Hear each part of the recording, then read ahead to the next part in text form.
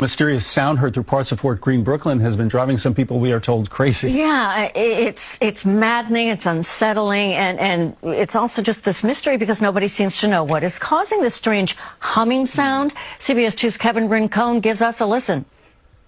The strange sounds were heard across Terrace, BC early yesterday morning and lasted for about 10 minutes. Speculation about what caused it ranges from the aurora borealis to aliens, or it could just be a prank. But similar sounds have been recorded in other parts of BC and reported in other locations around the world.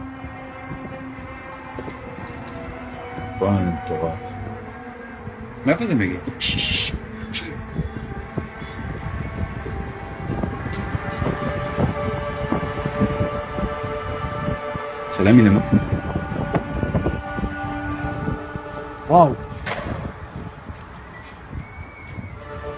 Wow, massive.